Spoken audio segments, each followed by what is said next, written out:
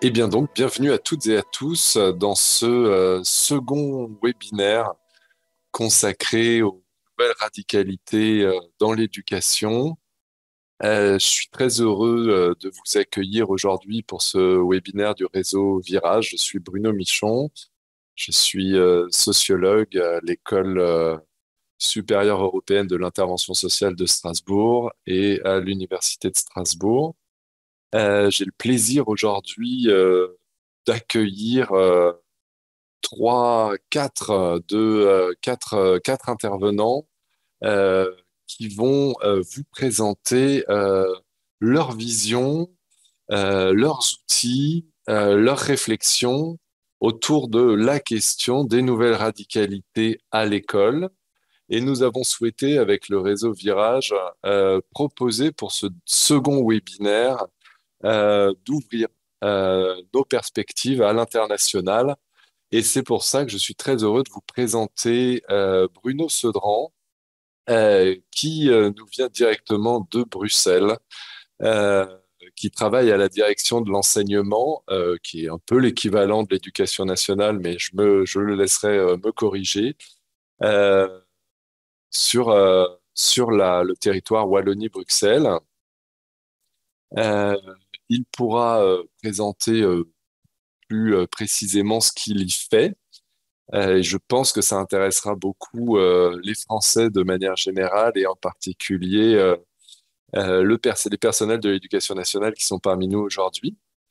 Euh, je me permets d'accueillir deux collègues du Québec, Jeanne Plisson du Centre de prévention de la radicalisation menant à la violence, le CPRMV, qui est, et attention les oreilles, qui est coordinatrice d'accompagnement communautaire. Et j'ai vraiment hâte de l'entendre nous expliquer ce que c'est que ce drôle de métier.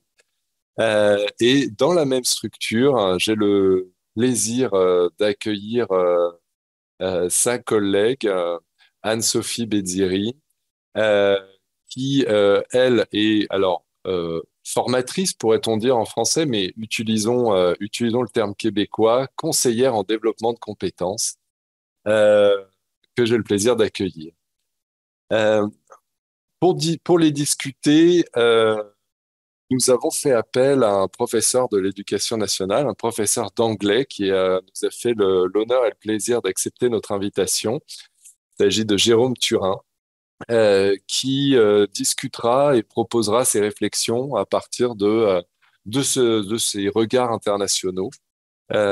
Merci beaucoup à tous les quatre d'avoir accepté l'invitation du réseau Virage. Alors, pour ceux qui ne connaîtraient pas le réseau Virage, en deux mots, il s'agit euh, d'un réseau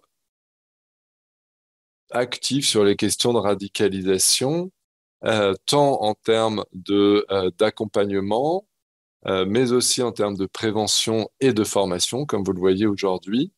C'est un réseau qui est financé par l'Agence régionale de santé et,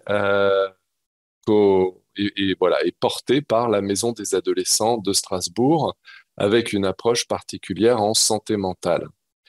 Euh, le cycle de webinaires dans lequel se situe notre webinaire aujourd'hui est un cycle de quatre webinaires autour des questions de nouvelles radicalités.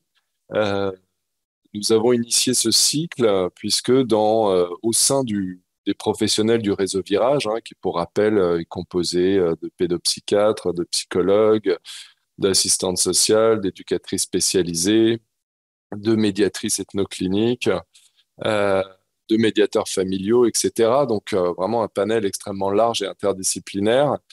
On s'est fait la réflexion qu'on malgré le fait que la politique publique française soit particulièrement tournée sur les questions de radicalité liées à l'islam, on constate ces derniers temps, et dans les discours médiatiques et dans les discours politiques, mais aussi dans les accompagnements qu'on fait, de plus en plus une pluralité de radicalité que nous prenons en charge, à laquelle nous sommes confrontés en tant que professionnels, mais aussi évidemment en tant que citoyens. Et on se pose des questions autour de ces nouvelles radicalités, comment les accompagner, quelle place leur donner dans notre réseau. Et c'est pour ça que nous avons décidé de vous proposer une réflexion collective en 4 webinaires. Le premier webinaire avec Séraphin Alava nous a permis de poser un peu les enjeux du débat. Vous le retrouverez sur le site du réseau Virage. Aujourd'hui, nous ouvrons à l'international et plus particulièrement sur la question des nouvelles radicalités à l'école. Et 2 autres webinaires sont à venir. Et je vous invite bien évidemment à vous y inscrire.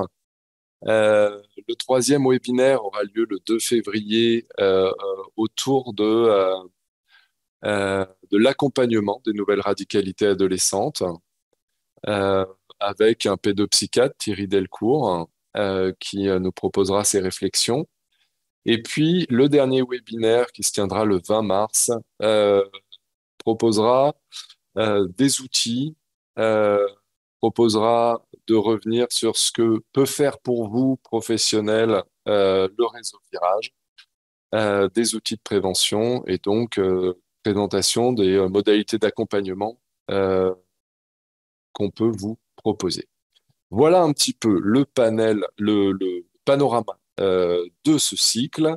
Et nous allons tout de suite commencer dans le vif du sujet autour des nouvelles radicalités à l'école. Et dans un premier temps, j'aimerais bien que nos 4 intervenants reviennent et se présentent. Euh, Concrètement, qu'est-ce que vous faites? Euh, Quelles sont vos missions autour des radicalités? Euh, et on va peut-être commencer par la Belgique. Bruno, est-ce que tu peux nous expliquer ce que c'est que cette direction de l'enseignement et qu'est-ce que tu y fais? Ah bah voilà, bonjour à tous. Donc moi, je suis responsable de plusieurs équipes aujourd'hui donc à la direction de l'enseignement obligatoire. Donc la direction de l'enseignement obligatoire, comme a dit Bruno, c'est un peu l'équivalent du ministère de l'Éducation nationale, avec ceci près que nous, on a des équipes en interne qui apportent assistance, conseil, soutien aux écoles et à l'ensemble des personnels des écoles, à l'ensemble des personnels et à l'ensemble de la communauté éducative en tant que telle, à savoir les élèves, évidemment les enseignants, les directions d'école, les éducateurs, donc les services aussi psychosociaux qui travaillent, qui gravitent autour des écoles, mais également pour les parents. Donc on a un ensemble de services, dont le service des équipes mobiles, qui a reçu pour mission de travailler à la prévention de la radicalisation menant à la violence. Alors, on a reçu cette mission-là pour quelle raison? Parce que le service des équipes mobiles, c'est un service qui est spécialisé, qui a plus de 20 ans d'existence, mais qui est spécialisé dans la gestion des crises, des incidents critiques et aussi du décrochage scolaire à partir du moment où les acteurs de première ligne n'ont pas réussi à trouver de solutions qui auraient pu porter leurs fruits. Donc, c'est un service qui a pas mal d'expérience sur la gestion de crise. Et traditionnellement, dès qu'il y a des nouvelles crises, des nouvelles problématiques qui arrivent, ça tombe chez qui? Ça tombe chez les équipes mobiles de devoir apporter une réponse ou en tout cas des propositions de réponse. Et donc, quand c'est arrivé dans la foulée des attentats de Charlie Hebdo. Donc en France, en Belgique, on a eu pas mal de situations de ce qu'on appelle aujourd'hui de polarisation entre des profs et des élèves. À l'époque, c'était des profs qui mettaient par exemple le badge « Je suis Charlie » et puis qui reprochaient aux élèves de dire « Je ne suis pas Charlie », qui créait évidemment pas mal de problèmes dans la classe. Les cours ne savaient plus se donner et on a appelé le service des équipes mobiles pour aider à la gestion de ce type de problématique. Et ça rentrait évidemment typiquement dans notre champ. Et donc, on s'est dit, le législateur, donc la ministre, s'est dit à l'époque, si les équipes mobiles ont pu apporter une réponse, on va leur donner la mission de prévenir et de gérer la prévention de la radicalisation menant à la violence au sein des établissements scolaires. Et donc, voilà. Et après, les équipes se sont formées. On a développé une méthodologie spécifique qui est assez particulière. Bon, j'aurai probablement le temps d'en discuter par la suite. Et on a eu pas mal de situations très, très différentes au fur et à mesure du temps dans les établissements scolaires depuis lors.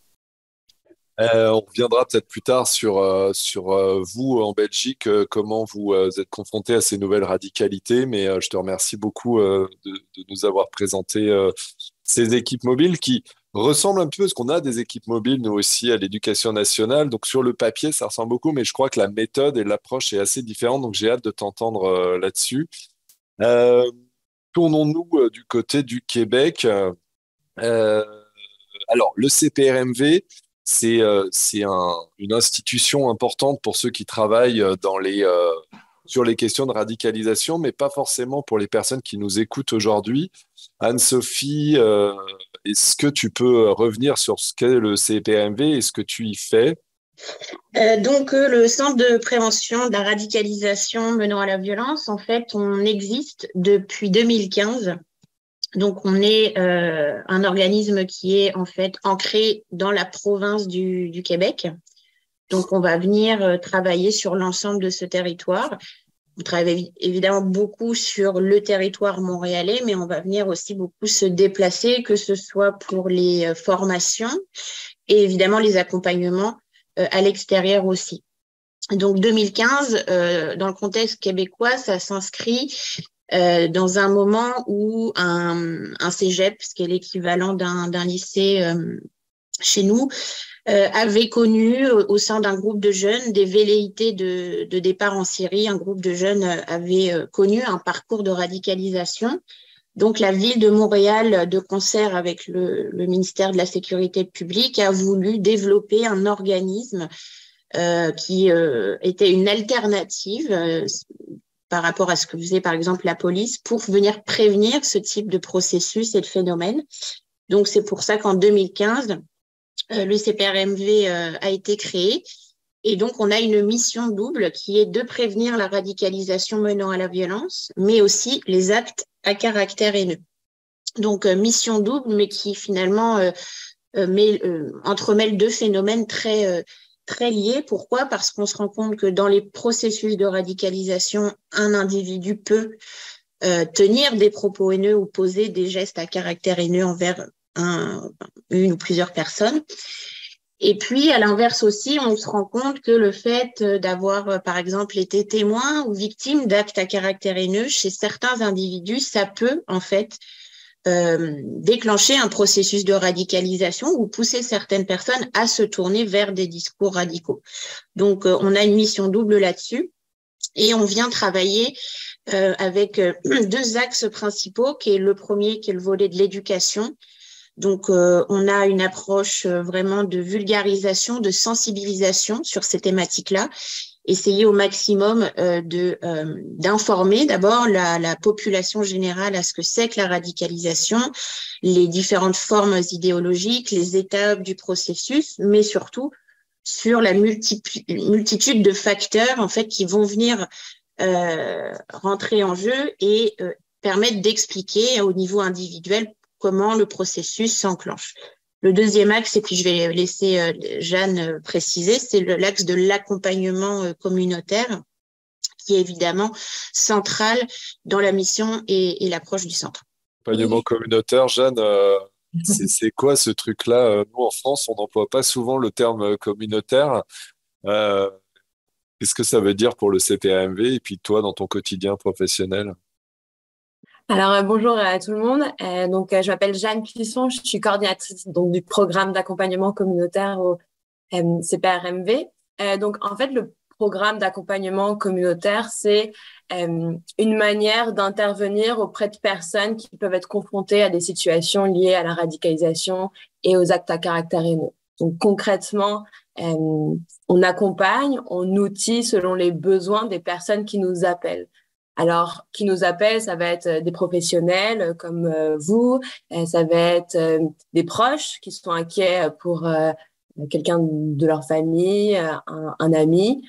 Ça va être aussi des personnes elles-mêmes qui appellent pour avoir un accompagnement selon leurs besoins. Donc, quand je dis elles-mêmes, ça va être des personnes qui sont qui sont témoins, qui sont victimes, qui sont auteurs d'actes haineux, mais qui peuvent être aussi confrontés à de la radicalisation, donc des personnes qui sont dans les processus de radicalisation ou qui l'ont été. Donc, en gros, c'est un programme d'intervention sur 3 niveaux. Donc, ça va être, on va intervenir auprès des personnes directement, c'est ce qu'on va appeler l'accompagnement direct. Donc là, ça va être principalement des personnes qui sont en milieu carcéral ou dans les écoles, plutôt des jeunes. Soit ça va être les personnes qui sont autour des individus, donc les professionnels, les proches, comme je l'ai répété, ou bien les professionnels qui sont confrontés à ces enjeux-là. Donc, l'idée, c'est qu'on est en amont des enjeux de radicalisation. Donc, on va aussi accompagner tous les préoccupations par rapport aux enjeux de polarisation sociale, notamment. Ok. Là, c'est vraiment intéressant. On a plein de concepts là qui sont sortis dans la bouche des uns des autres. Actes à caractère haineux, polarisation, qui sont des concepts qu'on emploie rarement chez nous en France, hein, même si on a beaucoup travaillé dans le réseau Virage sur la question de la polarisation.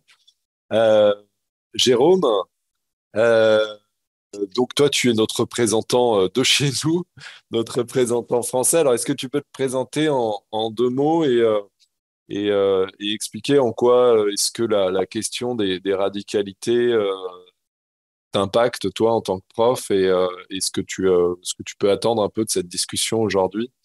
Oui, bien sûr. Bonjour à toutes et à tous, hein. Donc, je suis Jérôme Turin, professeur agrégé d'anglais en réseau d'éducation prioritaire, hein, depuis plusieurs années, dans un contexte évidemment assez dramatique et polémique, hein, concernant l'éducation nationale, hein, entre les assassinats d'enseignants sur les questions de fondamentalisme et les polémiques, hein, autour de l'abaya, par exemple, hein, qui a frappé la France à la rentrée 2022, suivi des polémiques sur le lycée musulman d'Averroès et les derniers en date de Stanislas à Paris. Donc, hein, ma mission d'enseignant, évidemment, c'est de prôner, d'éduquer les élèves, c'est de prôner les valeurs de la République, évidemment.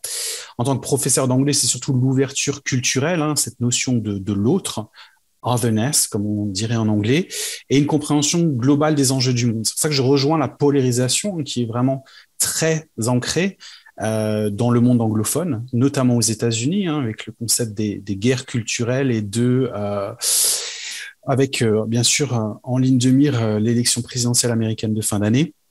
Ici, c'est un peu notre mission de leur faire penser le monde aux élèves dans une polarisation où les élèves ont de plus en plus de revendications identitaires, hein, au pluriel, puisque c'est une génération Z qui est évidemment très sensible aux injustices et qui a plusieurs revendications. Elles peuvent être évidemment multiples, qu'elles soient LGBT, donc c'est d'origine au niveau sexuel, au niveau du genre, au niveau du féminisme, de l'écologie, de la religion.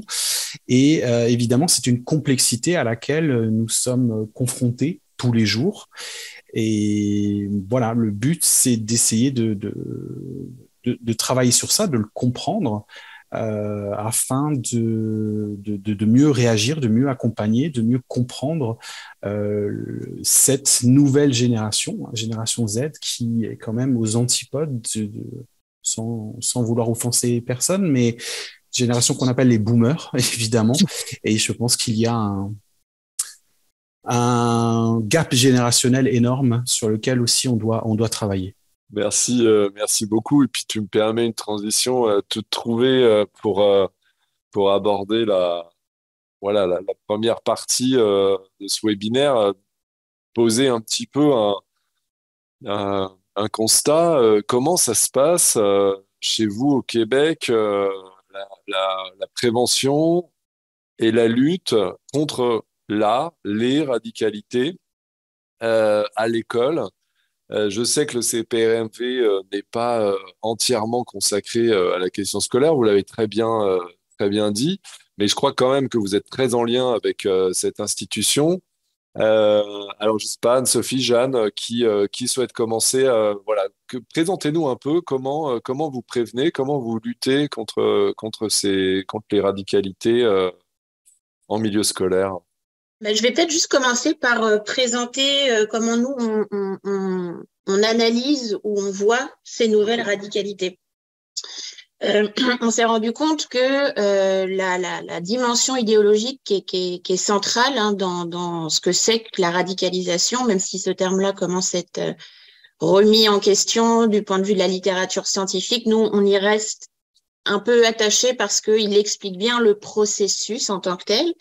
Mais ce qui est central dans ce qui nous intéresse aujourd'hui, c'est la dimension idéologique.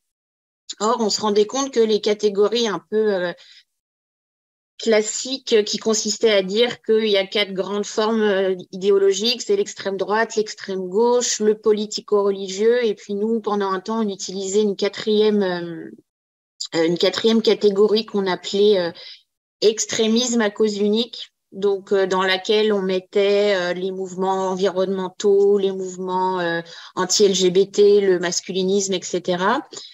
Et donc, on voyait que d'une part, sur le plan analytique et puis même théorique, ça avait ses limites, mais surtout sur la pratique et le terrain. Donc, la réflexion qu'on a menée au centre nous a amené à penser plutôt la dimension idéologique à partir de dimensions multiples. En fait, on est sorti des catégories générales pour regarder finalement les différentes revendications et on se rend compte que sur un individu ou un groupe, plusieurs revendications peuvent finalement se rapporter à plusieurs idéologies. Plus concrètement, on va voir que certains individus attirés par la mouvance masculiniste peuvent aussi trouver de l'intérêt ou avoir des revendications communes dans des mouvements plutôt d'extrême droite. Et dans l'extrême droite, évidemment, il y a toute une galaxie idéologique. Même chose pour les mouvances conspirationnistes ou les individus attirés par le discours conspirationniste. On voit aussi que il va y avoir des connexions entre plusieurs revendications qui vont se recouper dans plusieurs idéologies. Donc, on en est venu à proposer une typologie qui part plutôt de revendications économiques. On garde évidemment la dimension religieuse et spirituelle, mais on va trouver aussi beaucoup de revendications liées au genre et à la sexualité, alors que ce soit pour des personnes dans des mouvances plus progressistes, mais aussi à l'inverse, hein, des personnes qui remettent en question toutes ces nouvelles réflexions. Il y a aussi une dimension qui est liée à la question de l'autorité, l'autonomie individuelle dans des sociétés où l'État est plus ou moins fort. Et puis enfin, la dimension ethno-nationale. Donc tout ça pour sortir des catégories un peu fermées qu'on pouvait utiliser avant et de réfléchir plutôt en termes de dimension. Et ça, c'est une clé de compréhension pour comprendre ces nouvelles radicalités et en particulier au sein des jeunes dans les écoles, parce qu'on se rend compte que les individus sont un peu moins enclins à s'estampiller ou s'identifier comme appartenant à tel ou tel groupe, identifiable politiquement, avec un corpus idéologique clair, même aussi des signes d'appartenance, mais on voit que les individus ont plutôt tendance à aller piocher dans divers univers idéologiques pour se construire leur propre, finalement, corpus idéologique. Et c'est particulièrement flagrant aujourd'hui avec ces nouvelles radicalités à l'école et puis aussi tout le sous-texte conspirationniste que l'on peut trouver. Donc, le fait de réfléchir en termes de dimension idéologique aide à comprendre les nouvelles radicalités et finalement comprendre comment finalement les plus jeunes, mais c'est aussi quelque chose qui est opérant avec, je dirais, des adultes, donc à partir de 20-25 ans, comment finalement le support idéologique change. Et c'est aussi important je pense, d'avoir ce type de typologie parce qu'en particulier dans l'espace des réseaux sociaux, c'est un espace qui favorise finalement ces nouvelles radicalités à la carte finalement. Donc dès lors qu'on comprend mieux ces nouvelles radicalités à partir de la multitude des revendications et de la comprendre en termes de galaxie idéologique, forcément en matière de prévention du côté de l'éducation, on va être plus à même d'expliquer l'idéologie ou en tous les cas la dimension idéologique dans la radicalisation à partir de ces spécificités-là et comprendre le rapport des individus à l'adhésion à telle ou telle revendication. Et puis, je laisserai Jeanne poursuivre, c'est que nous, au CPRMV, on a une approche individuelle, l'accompagnement se centre sur les besoins des individus, prend en compte les trajectoires spécifiques, les situations individuelles et donc forcément, dès lors qu'on s'intéresse à l'individu, on va essayer de comprendre son propre rapport à son idéologie et qu'est-ce que la personne va venir chercher en termes de besoins en adhérant à tel ou tel discours sans pour autant rester figé dans un groupe spécifique, surtout quand le parcours de radicalisation peut prendre en grande partie ses racines dans l'espace des réseaux sociaux. Ok, merci. Jeanne, tu vas peut-être pouvoir justement lier cette conception des nouvelles radicalités à ta pratique sur les communautés, comme vous dites.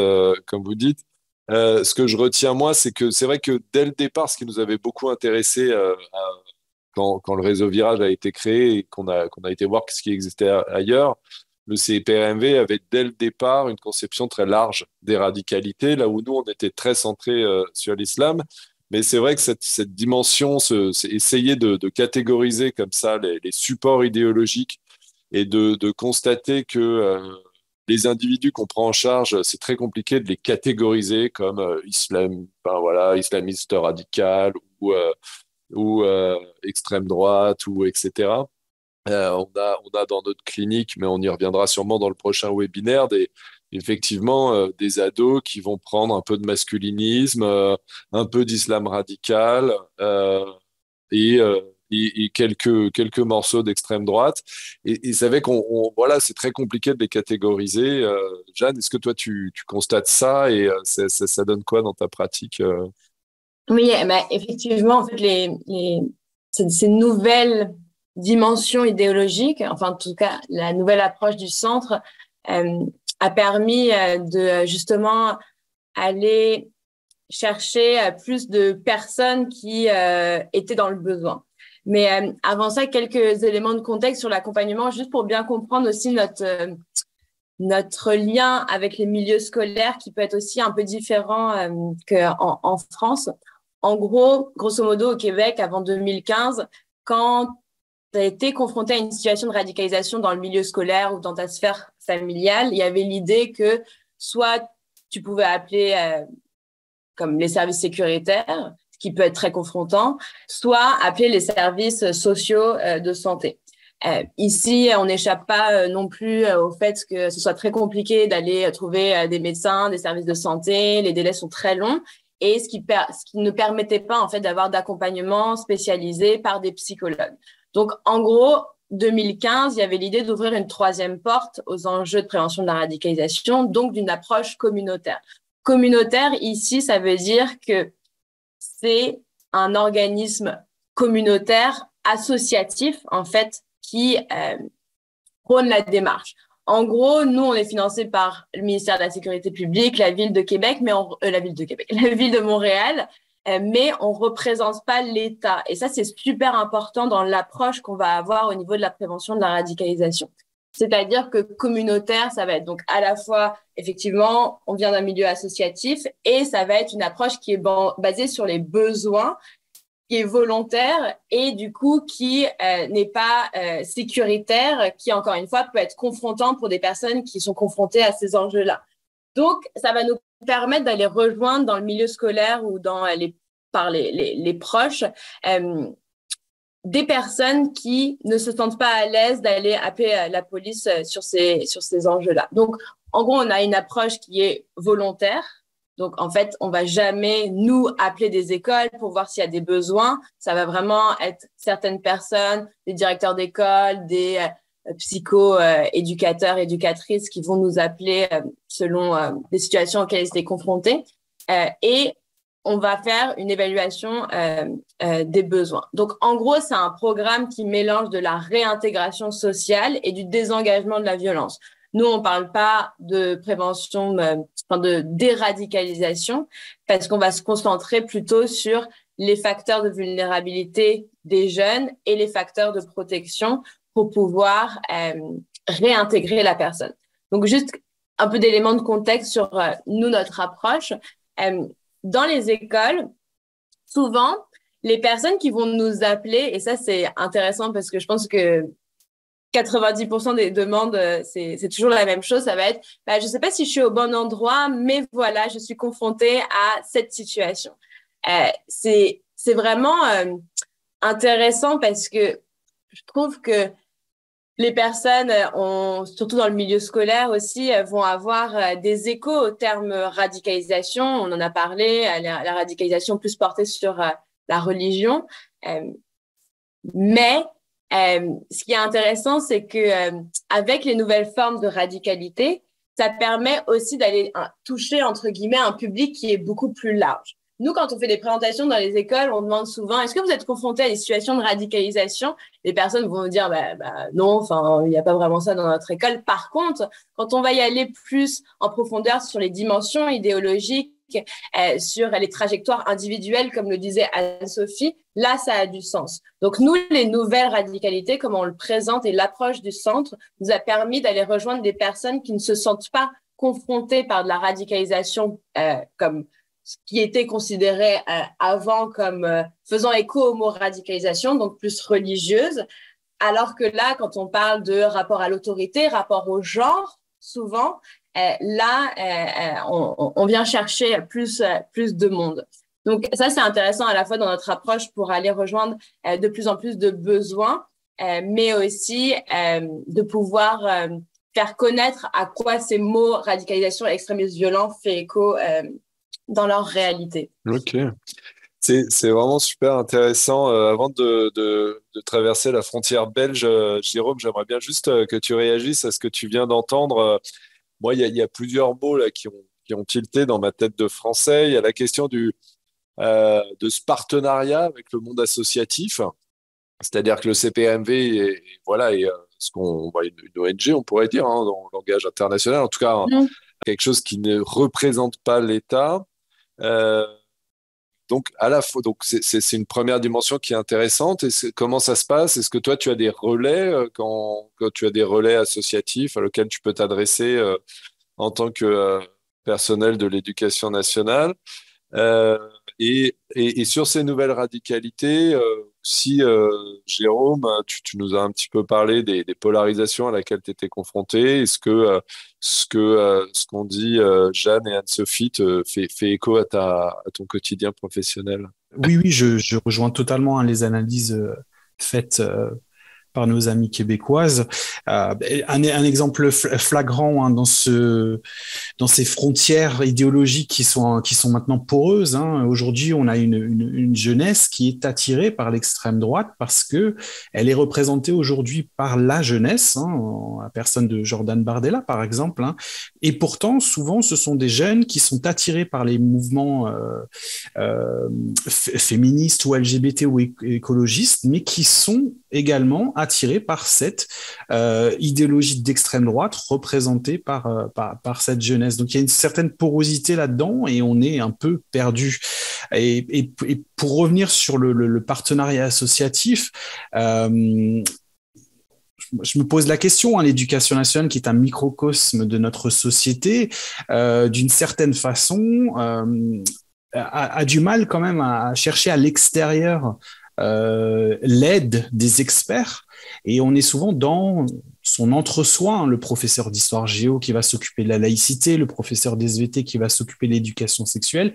Ils sont tout à fait légitimes, mais ils ne sont pas les seuls à devoir porter tout cela et avoir cette aide et c'est un partenariat associatif et quelque chose sur lequel nous devons travailler au sein de l'éducation nationale, à mon avis, afin de pouvoir partager les expertises, notamment, et surtout, cette ouverture vers la société afin de ne pas avoir peur de faire entrer le monde dans notre petit monde de l'éducation nationale.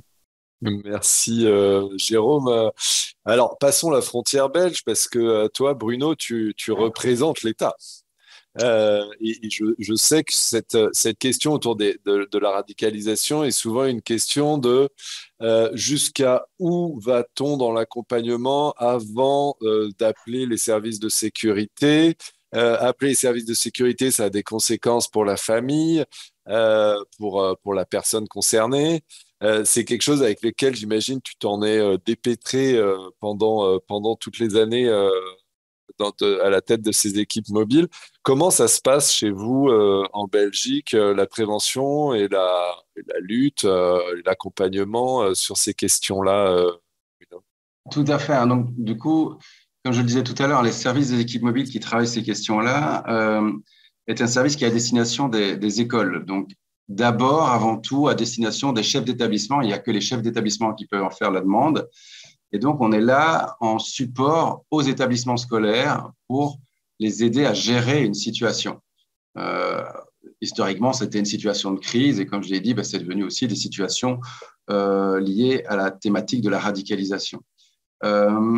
Et sur cette base, au départ, quand on a reçu cette mission-là, dans la méthodologie qu'on a voulu mettre en place, c'est on s'est rendu compte qu'il y avait deux choses qui s'entrechoquaient. Il y avait la dimension de sécurité auquel tout le monde, évidemment, s'attachait. Hein, quand on voyait les attentats, cette émotion, cette peur demandait de la sécurité en tant que telle. Et de l'autre côté, l'expérience que nous avions sur le terrain ou les expériences qu'on avait été voir en France, etc., nous montraient que si c'était directement la police qui débarquait, la dimension de prévention sur le long terme était complètement caduque, qu'il n'y allait pas être possible de pouvoir combiner les deux, même si les deux étaient intrinsèquement liés. C'est-à-dire qu'effectivement, c'était quelque chose auquel on a dû réfléchir. Et donc, on a mis en place une méthodologie où les équipes vont sur place pour mettre en place une cellule d'évaluation et de prise en charge. C'est-à-dire que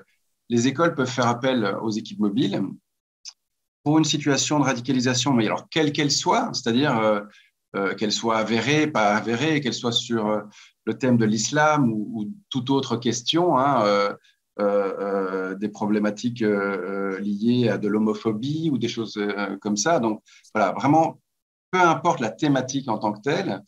Et les agences vont se déplacer en école, vont mettre en place les partenaires scolaires autour de la table, certains partenaires qui vont être sélectionnés pour évaluer la situation sur base d'un ensemble de critères qui ne sont pas des critères de type checklist, etc., puisque ça, on sait très bien que ça ne fonctionne pas, mais plutôt effectivement, comme disait le CPRMV aussi, hein, sur le parcours, l'histoire. L'idée, c'est vraiment d'objectiver et non pas d'objectiver de savoir si l'élève est radicalisé ou pas, parce qu'en fait, ça nous intéresse que très peu en définitive.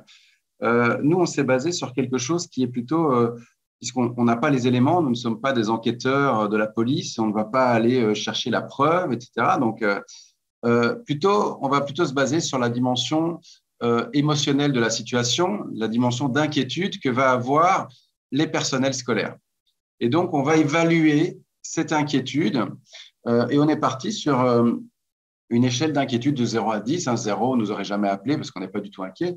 Et 10, on aurait appelé tout de suite la police parce qu'évidemment, le danger est tellement imminent qu'on aurait appelé la police. Et donc, le travail des agents, c'est de d'abord évaluer ce niveau d'inquiétude pour essayer de comprendre dans qu'est-ce qui joue aujourd'hui dans cette prise en charge de cet élève au sein de l'établissement scolaire. Pourquoi est-ce que les profs sont inquiets? Et donc, d'essayer d'objectiver ça par rapport à un certain nombre de choses, hein, des facteurs qui vont être plutôt des facteurs qui vont augmenter l'inquiétude, des facteurs de protection, comme on appelle ça, donc des situations qui vont nous dire que là, par exemple, l'élève est bien entouré, hein, il est soutenu, il est suivi, par exemple, par le secteur de l'aide à la jeunesse, il y a tout un tas de choses qui sont mises en place. Voilà. Donc, on va évaluer plutôt ça et ils vont ensuite déterminer des niveaux d'intervention. Sur base de cette échelle d'inquiétude, niveau d'intervention, si l'inquiétude est trop élevée, il sera probablement nécessaire d'inviter une personne référente au niveau de la police locale pour avoir une discussion sur la situation. C'est arrivé quelquefois. Et nous, notre travail, c'est vraiment de garder les deux mondes séparés. c'est-à-dire le monde de la sécurité et le monde, on va dire, de la prévention, et que si ces mondes doivent à un moment se mettre ensemble, eh ben, c'est de les articuler au mieux pour l'ensemble des partenaires. Donc, et donc, notre travail là, c'est vraiment un travail qui va permettre d'articuler ça. Et ce qui a été très intéressant quand on a dû mettre en place, quand on a mis en place cette question-là, c'est, moi, je me rappelle, on a eu une réunion avec un service de police. Et donc, il y avait mes équipes qui étaient là et moi, et on se retrouve avec une grande table et la police se trouve à un coin opposé et nous de l'autre côté. Et personne ne se parlait, énormément de craintes. On se disait, mais qu'est-ce qu'ils attendent de nous, etc. Puis on a commencé à expliquer comment on voyait les choses, en expliquant bien que les choses devaient être bien séparées, que si on invitait à un moment, il fallait avoir une discussion, etc. Enfin, et que c'était une réflexion collective par rapport à ça. Et au final, ils nous ont remerciés parce qu'ils nous ont dit c'est exactement ce qu'on attend de vous parce que depuis la série d'attentats, nous, on est submergés de demandes pour X et Y.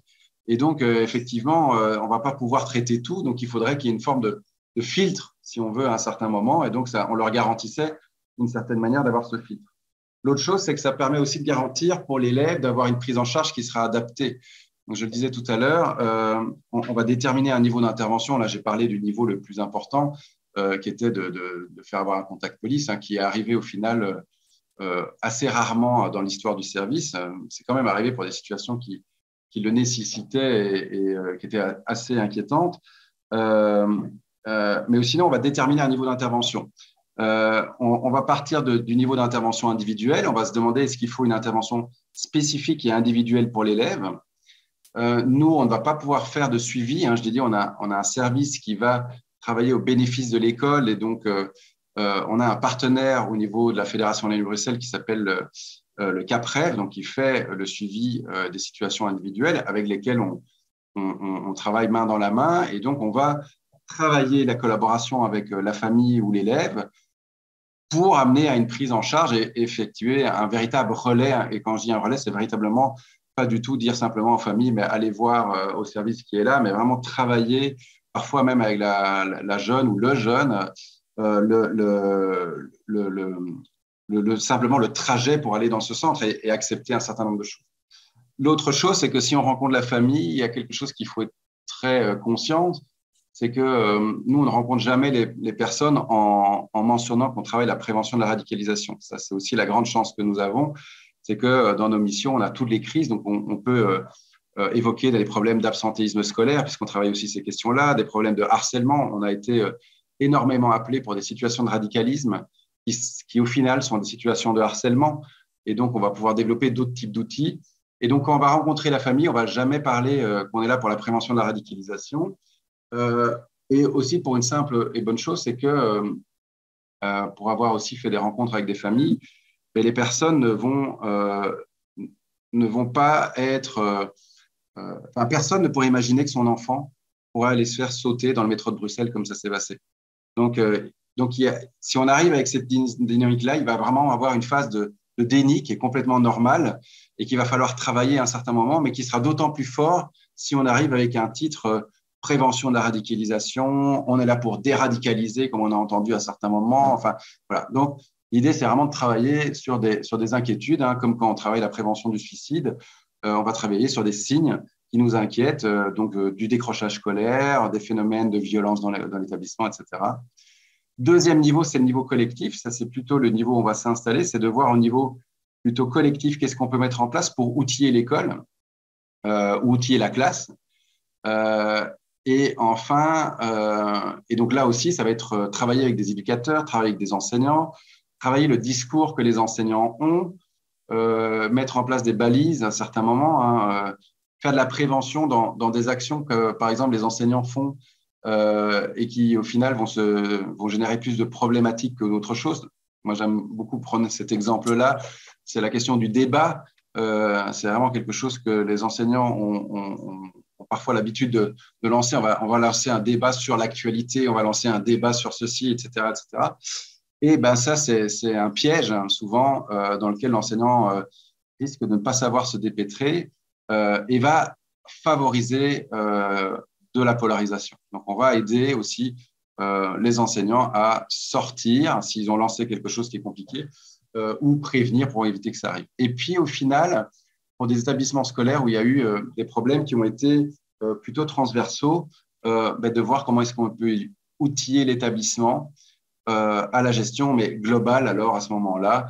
Voilà. Et donc, c'est vraiment un choix de plusieurs niveaux d'intervention qui parfois se combinent. Les situations sont parfois tellement complexes, il faut combiner plusieurs niveaux, pas simplement faire du relais de ce jeune vers une structure, mais aussi travailler avec le référent éducatif pour quand l'élève est dans l'école, de voir comment est-ce qu'on travaille ça. Donc, voilà, ce n'est pas simplement un niveau qui est exclusif, mais vraiment combiné pour pouvoir répondre à la complexité de la problématique. Ouais, merci Bruno. Tu as bien expliqué l'originalité de votre dispositif qu'on ne connaît pas tel quel en France. Avant de voir s'il y a des questions d'approfondissement parmi les participants, Jérôme, j'avais bien envie de t'entendre réagir à ce que tu viens d'entendre du côté belge. J'ai le sentiment qu'il y a vraiment un souci du prendre soin de l'école là dans ce que décrit Bruno. J'ai bien aimé le concept d'évaluation du niveau d'inquiétude, c'est-à-dire qu'au final, comme point de départ, comme point d'entrée, qu'est-ce que ça t'évoque? Comment est-ce que toi, en tant que prof français, tu réagis à ça? Oui, c'est vraiment le terme qui est vraiment ressorti de la présentation de Bruno. C'est l'inquiétude émotionnelle. On est dans une société qui est aujourd'hui gérée par l'émotion. La raison n'a quasiment plus sa place. On est dans la nuance a perdu de son sens, si on peut dire ça. Et les enseignants, nous sommes également humains, donc nous sommes gérés par nos émotions. Et puis les drames que j'évoquais en propos liminaire sur l'assassinat des deux enseignants, forcément, cette émotion est toute légitime.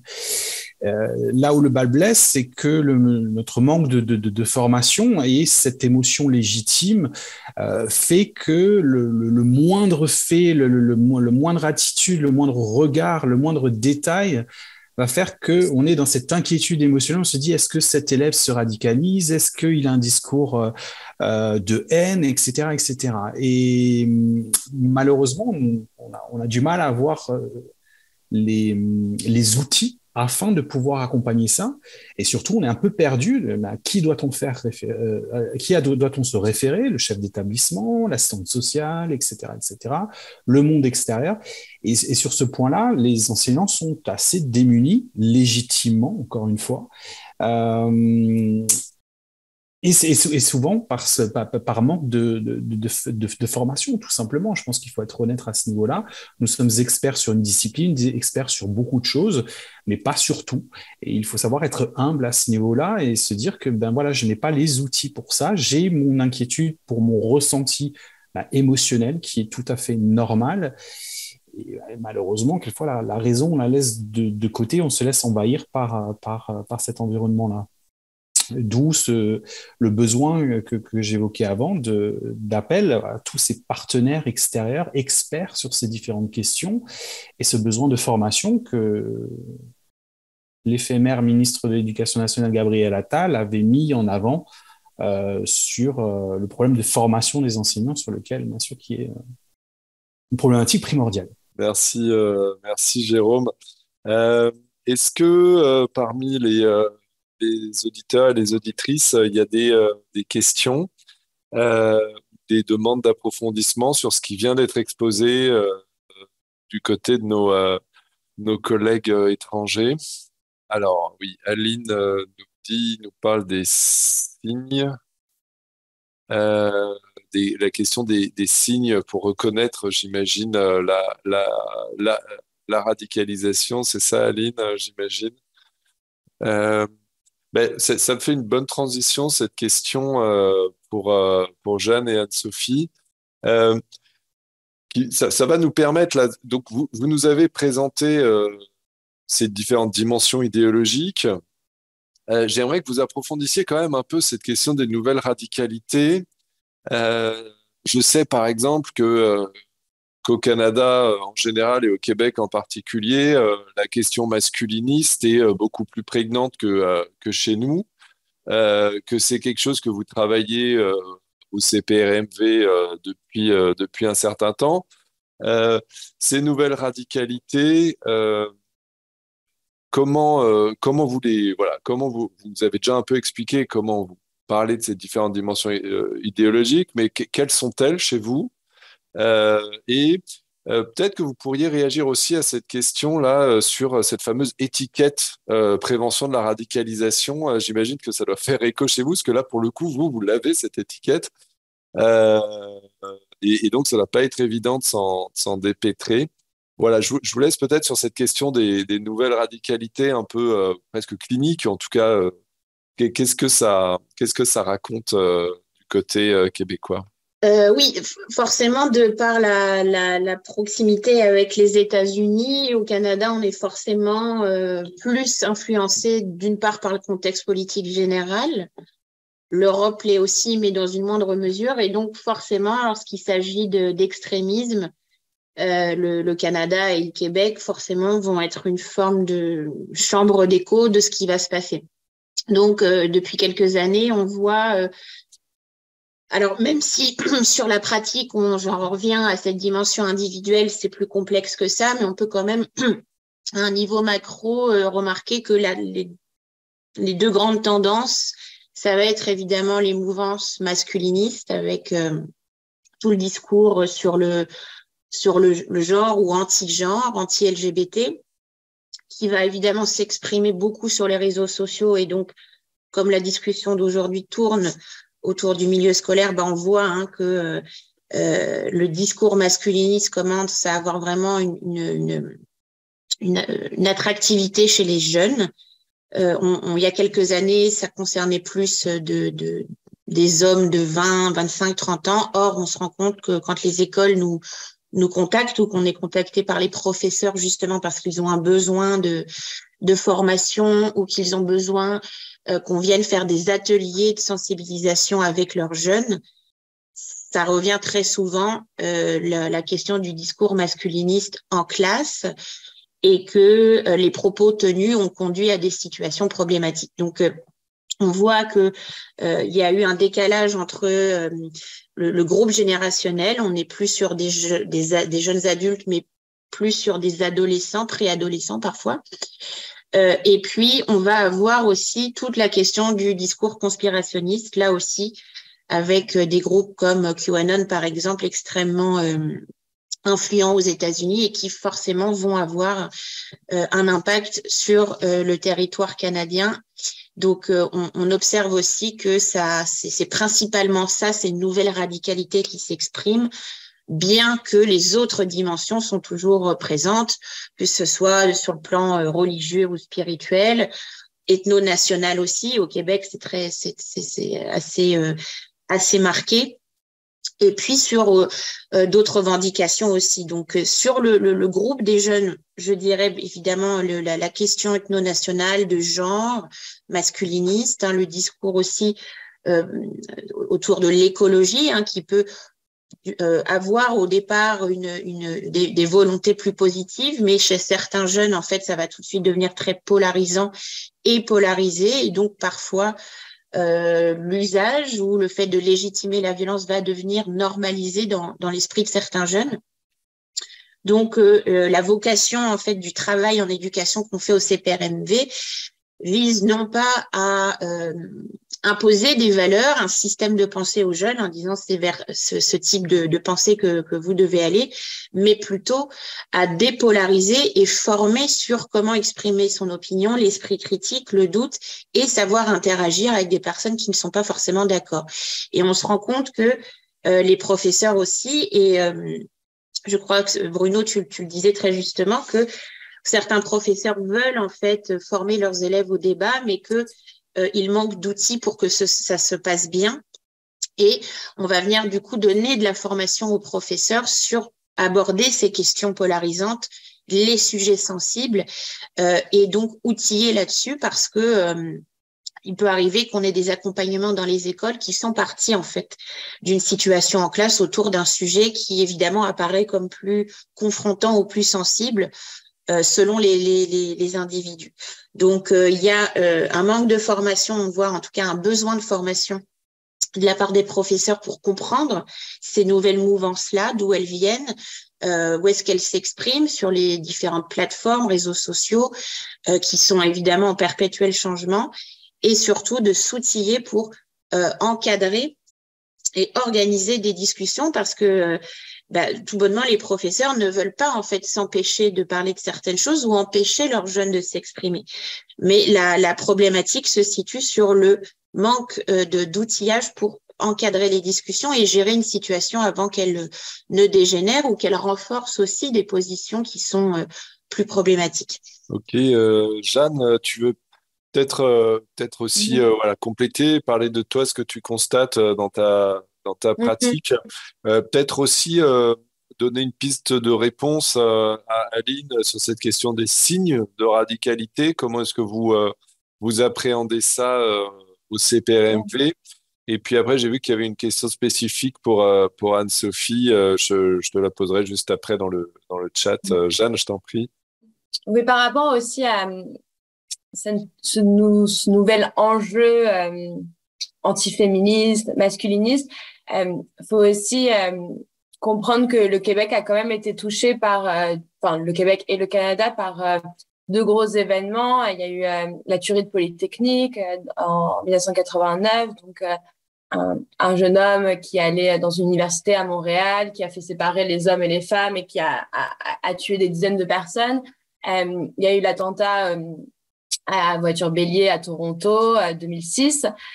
Donc ça, c'est vraiment des événements qui ont marqué aussi le Canada sur ces mouvances-là, parce que ces personnes se revendiquaient soit de la communauté incel pour l'attentat le plus récent, soit en 89, c'était clairement idéologique. Il avait écrit tout ça. Donc, effectivement, ça a eu un impact sur les sentiments aussi et les ressentis des personnes professionnelles qui nous appellent dans les écoles. Effectivement, on est aussi marqué par le contexte des États-Unis et tous ces enjeux liés aux réseaux sociaux, à des youtubeurs, instagrammeurs. Nous, la plupart des personnes qui nous appellent à la ligne d'assistance, à l'accompagnement, ils nous disent, mais vous connaissez Andrew Tate, on n'arrête pas d'en entendre parler dans les écoles. J'imagine que aussi en France et en Belgique, parfois vous avez ce nom. Donc, c'est, dites-moi si vous connaissez pas, mais c'est en gros c'est Anne-Sophie, tu pourras compléter, mais en fait, c'est une figure de YouTube qui se revendique clairement de la communauté incel, qui a un discours antiféministe en basant tout son concept sur il y a des personnes qui seraient des hommes avec des caractéristiques comme la société veut que vous soyez, des stéréotypes de genre très marqués. Et en fait, ça vient toucher les jeunes parce que il va y aller, comme tu disais, Jérôme, sur le côté émotionnel. Donc, tu te sens pas bien parce que t'as pas l'impression d'être à ta place dans la société. Ben, c'est peut-être parce que les femmes ont trop de pouvoir. En fait, ça va aller valider les sentiments de ces jeunes qui sont des sentiments tout à fait valables, comme le sentiment d'impuissance, le sentiment de marginalisation, le sentiment même d'être frustré sur plein d'aspects. Donc, des choses totalement banales, mais en fait, cette idéologie va leur apporter une réponse toute faite, un cadre, en se disant « tu n'es pas seul ». Et aussi dans un contexte au Québec où on a été beaucoup marqué par les mesures sanitaires. Les écoles ont été fermées pendant très longtemps. Il y a eu des restrictions que je sais que vous avez eues en France et en Belgique, mais ici, les personnes les suivaient beaucoup. Il y a eu des couvre-feux jusqu'à très tard, mais les personnes le suivaient énormément. Donc, ça a eu aussi un impact sur les jeunes, le développement. Donc, il y a des jeunes qui sont pas allés à l'école pendant des mois, qui aussi parlaient que sur les réseaux sociaux, ce qui a transformé aussi une forme de relation sociale. Et ce qu'on remarque, c'est que les jeunes dans les écoles, ces sentiments-là d'impuissance, de marginalisation, tout ce que j'ai cité, sont très, très présents. Donc, on vient leur apporter une réponse sur un plateau. Donc, souvent, ce qu'on remarque, c'est ça dans les ressentis des jeunes et des questionnements des personnes qui nous appellent. Et aussi, j'irais peut-être plus loin, c'est qu'il y a aussi un aspect. Donc, au Québec, il y a aussi la culture anglo-saxonne, du multiculturalisme. Donc, on va revendiquer nos appartenances, nos identités. Et d'ailleurs, c'est bien vu. Il n'y a pas de laïcité à la française. Les personnes peuvent porter des signes religieux. La question de l'abaya ici a fait beaucoup rire, si je peux me permettre, les médias et les professionnels en disant mais ils sont fous ces Français. Mais en tout cas, tout ça pour dire que il y a aussi le fait que des personnes vont dire mais on nous impose une idéologie LGBT, donc en le nommant comme ça. Et cette idéologie vient aussi du gouvernement, parce que le gouvernement est aussi en ce moment très pro ces communautés. Donc, dans le sentiment des jeunes, ça va être le gouvernement nous l'impose, alors que moi, en tant que personne d'une certaine religion, en tant que personne d'une certaine communauté, les gouvernements ne m'ont pas soutenu sur certains aspects. Donc, en fait, il y a un peu ce sentiment de frustration on va privilégier une identité plutôt qu'une autre. Et ça a l'air quand même d'être assez présent. Donc, on va dire, moi, la couleur de peau, peu importe, moi, la religion, peu importe. Par contre, l'identité de genre, ça, non, ça, je participe pas. Et on parlait du tissu associatif, on travaille avec des organismes communautaires qui ouvrent le dialogue sur les questions LGBT à l'école et nous le nomment. C'est de plus en plus difficile parce que ça vient vraiment confronter certains jeunes. Et là où les professeurs, où on a moins au Québec cette culture du débat, vont justement, pour le coup, moins créer des espaces de dialogue sur ça parce qu'ils vont avoir peur, en fait, de créer des espaces où ils n'auront plus la maîtrise, de froisser certaines idées. Donc, nous, on pousse au CPRMV avec l'équipe d'accompagnement, mais aussi l'équipe d'éducation pour ouvrir des espaces de dialogue sur ces enjeux-là à l'école parce que on leur dit, de toute manière, ces sentiments d'impuissance, de colère, de frustration, peu importe comment ils se manifestent, ils existent, il faut en faire quelque chose. Et si ils ne s'inscrivent pas dans un cadre sécuritaire en classe, ils vont s'inscrire autre part. Donc, vaut mieux qu'ils soient cadrés. Et si vous en sentez pas capable, nous, on peut être là pour cadrer, vous aider selon vos missions, que ce soit les éducs, certains profs. Et le dernier point, c'est que effectivement, nous, on a écrit Centre de prévention de la radicalisation menant à la violence dans nos titres. Et ça, contrairement à ce que tu disais, Bruno, nous, ça ne nous aide pas parce que clairement, quand il y a des personnes qui nous appellent à la ligne, donc la ligne est confidentielle, donc un prof, une éduc peut nous appeler, je suis confrontée à cette situation, est-ce que vous pouvez m'accompagner? Oui. Une des manières d'accompagner aussi, effectivement, c'est de taper sur les 3 niveaux, donc intervention auprès du jeune, de la personne qui nous appelle, mais aussi de faire des ateliers, des formations. Sauf que souvent, les personnes qui nous appellent, ça va être des personnes de terrain qui n'ont pas la possibilité hiérarchique en fait de créer des formations pour les profs. Donc en gros ils vont aller se référer aux directions d'école qui là nous disent oh là là non moi je veux pas que le CPRMV arrive dans l'école, on va être stigmatisé, on a déjà eu des enjeux sur ça je veux pas en plus qu'il y ait l'écriteau prévention de la radicalisation. Donc c'est toujours un enjeu pour nous d'aller faire cette prévention à plusieurs niveaux parce que l'école, encore une fois, a peur de se sentir stigmatisée. Donc, on a tout un tas de techniques justement pour pallier à ça. Soit on le fait en collaboration avec d'autres organismes, d'où la mention communautaire, donc de le faire en collaboration avec d'autres personnes qui sont peut-être un peu moins peur d'être stigmatisées. Et aussi le fait que effectivement, il y a des personnes qui vont être réticentes à ouvrir des espaces de dialogue, à ne pas vouloir créer ça et qui nous le nomment complètement ou bien qui sont aussi porteurs et porteuses de stéréotypes. Et donc, ça va être aussi d'accompagner les professionnels autour de ces jeunes qui peuvent aussi avoir des biais, qui peuvent aussi avoir des propos problématiques qui vont aller heurter le jeune ou la jeune. Et nous, ça va être aussi un défi de ça, parce qu'on veut avoir ce lien de confiance avec les professionnels quel qu'il soit. Mais il faut accompagner à plusieurs niveaux et ça présente des enjeux importants, mais intéressants aussi. Ouais. C'est vraiment quelque chose auquel on est aussi confronté avec Virage, même si le terme est caché euh, dans le titre, hein, violence des idées, ressources et accompagnement Grand Est. On n'a pas mis radicalisation justement pour éviter ça. C'est vraiment intéressant. Alors, peut-être, je sais pas, Anne-Sophie, alors je te lis la question qui a été posée dans le chat. Quels besoins sous-tendent les corpus idéologiques d'un individu? Donc, si je pense hein, que la personne veut savoir un peu à quel besoin répond pour une personne le recours à une idéologie radicale, c'est une question complexe. Et je rajouterais, alors je sais pas si c'est Jeanne ou Anne-Sophie, je ne crois pas avoir entendu la réponse sur cette question des signes. Comment est-ce que je sais si quel signe je vois que quelqu'un s'est radicalisé? Je mets des guillemets, parce que j'imagine que vous allez les mettre aussi. Je sais pas, Anne-Sophie, Jeanne, comment vous voulez. Et puis après, on sautera du côté belge.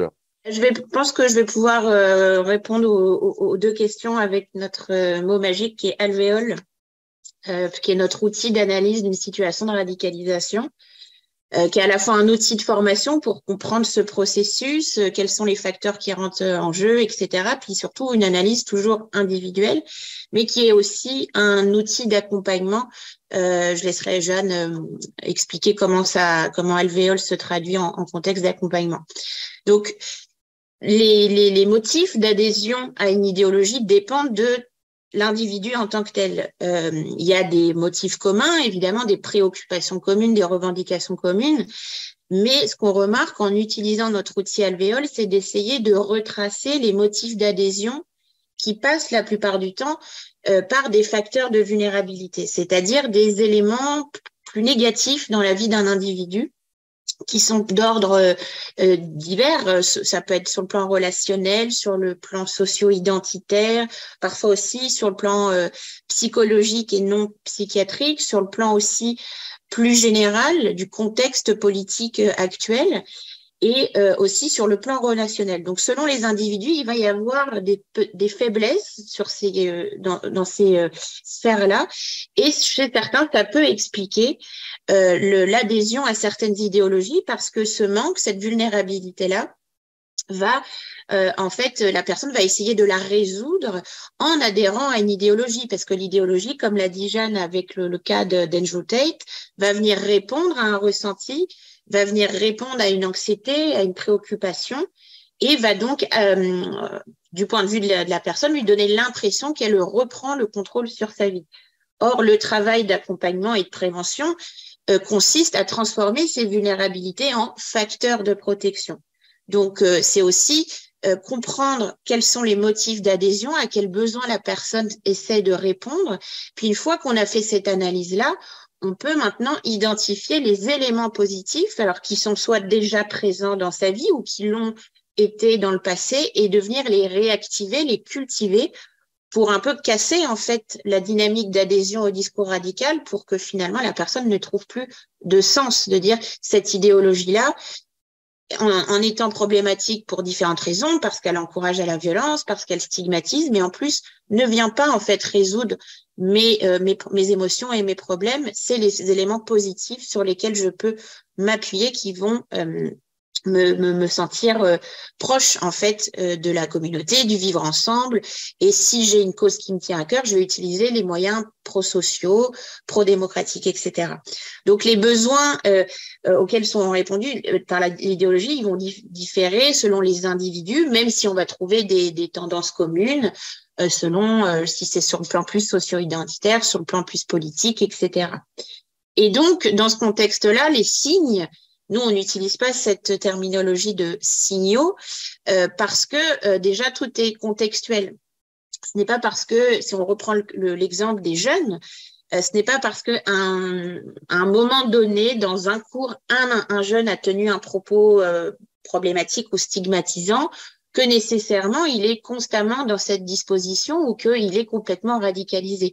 On remet toujours en contexte certaines manifestations ou certains comportements parce que le processus de radicalisation, il est fluide, il n'est pas linéaire, et donc des personnes peuvent à certains moments être plus polarisées sur certains sujets, puis à d'autres moments vont être beaucoup plus capables de remettre en question leurs idées, de communiquer, d'échanger avec d'autres personnes.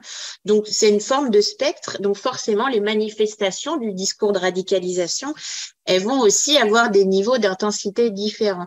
Donc, on évite, nous, les catégorisations de signes ou de reconnaissance de comportements dits problématiques. Ils existent, effectivement. Il y a si la personne fait allusion à certaines références idéologiques ou historiques, arbore certains signes d'appartenance claire, je caricature un peu, mais si la personne a une croix gammée tatouée, c'est sûr que là, il y a une évidence. Par contre, c'est beaucoup plus complexe et à certains moments, surtout pour les plus jeunes, l'adhésion à un discours ne mène pas nécessairement déjà à l'adhésion complète au fait d'utiliser ou légitimer la violence. Et pour le cas justement d'un personnage comme Andrew Tate, on se rend compte que beaucoup d'écoles nous appellent parce que, oulala, des jeunes ont fait référence à cet individu. Mais quand on creuse un peu, on voit que l'intérêt pour Andrew Tate est moins sur le masculinisme, mais plus sur le discours de ce que, en fait, toutes ces vidéos, évidemment, sont extrêmement misogynes et sexistes, mais il développe aussi tout un discours de dépassement de soi, qu'il faut reprendre le contrôle sur sa vie, qu'il faut être son propre entrepreneur, qui est clairement un discours en fait de capitalisme et qui en fait intéresse les jeunes. Mais c'est moins en fait la dimension masculiniste, c'est plus il va m'apprendre à être le maître de ma vie, je vais pouvoir mener à bien mes projets, etc. Donc vous voyez que les signes, c'est moins évident de penser la radicalisation en termes de signes, mais plutôt de regarder sur un temps plus long le rapport du jeune à l'idéologie, le rapport du jeune à sa capacité d'écoute, de diversification de points de vue et surtout d'empathie morale. Ce qui nous semble le point central, on vient jamais remettre en question en tant que telle l'idéologie, parce que déjà on part du principe que la radicalisation en tant que telle n'est pas forcément mauvaise. Nous, le curseur est sur l'usage de la violence et le fait d'encourager la violence. On a des exemples historiques, que ce soit chez nous au Québec ou chez vous en France ou en Belgique, des personnages radicaux qui ont permis à des changements profonds de nos sociétés. Donc, on fait cette distinction et donc les signes, si dès lors qu'on estampille des signes, on va nécessairement déjà stigmatiser et être dans une démarche un peu de profilage. Le problème d'établir des signes, c'est que forcément, on va avoir tendance à cocher des critères et élaborer des profils. Or, nous, dans notre pratique, en tous les cas, c'est pas ou très peu opérant. Donc, on regarde plutôt le processus de radicalisation, le rapport à l'idéologie, quels besoins, quelles émotions rentrent en jeu. Et s'il y a eu manifestation de radicalisation, on les remet toujours bien en contexte pour regarder si effectivement c'est récurrent et si la personne est plutôt dans des phases de singularisation, de polarisation ou d'extrémisation, c'est-à-dire qu'il n'y a plus l'empathie morale et donc, effectivement, sans pouvoir évidemment élaborer des scénarios, de regarder le rapport au fait de faciliter, légitimer ou encourager la violence. Merci beaucoup Anne-Sophie pour cet éclaircissement. C'est vrai que cette question des signaux, des indicateurs de radicalisation a fait beaucoup de mal au début de la politique publique en France. Ont été diffusés des tableaux plus ou moins problématiques et souvent plus que moins d'indicateurs et de signaux de radicalisation qui ont pu faire croire qu'il suffisait de cocher des cases pour pouvoir parler de radicalisation. On s'en est quand même très largement éloigné et je te remercie de ces précisions. Avant de donner la parole à Jérôme pour qu'il réagisse, j'aimerais qu'on ait les deux points de vue québécois et belges. Alors Bruno, la Belgique est plus proche de la France que des États-Unis. Alors, cette question des nouvelles radicalités est-elle très présente, toi, dans ta pratique et dans la pratique de tes équipes?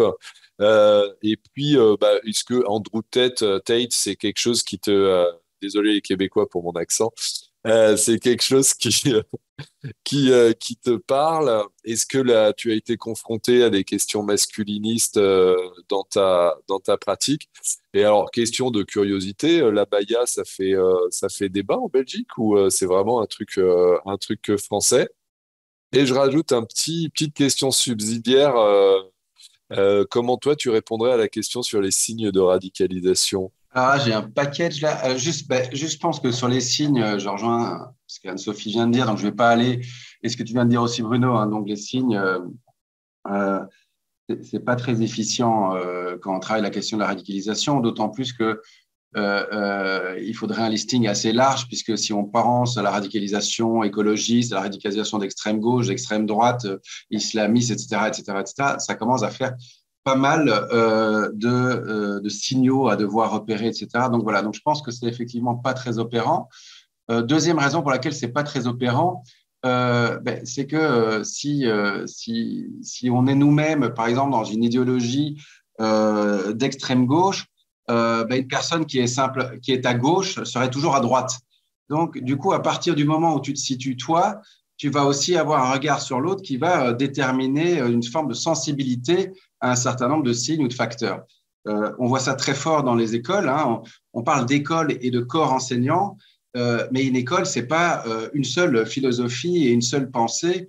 On retrouve au sein d'une même école des pensées très, très différentes sur des conceptions pédagogiques ou des conceptions de philosophie de l'éducation qui vont être très différentes en fonction des enseignants, etc. Donc déjà, au sein d'une école, il peut y avoir dans la salle de classe des débats sur si un élève est radicalisé ou pas, etc. etc. Donc effectivement, les signes ne vont pas nous apporter grand-chose. C'est pour ça que je disais tout à l'heure, nous, on est parti plutôt sur la question de que si on nous signale une inquiétude par rapport à quelque chose, nous, on viendra travailler ça et voir ce qu'il en est.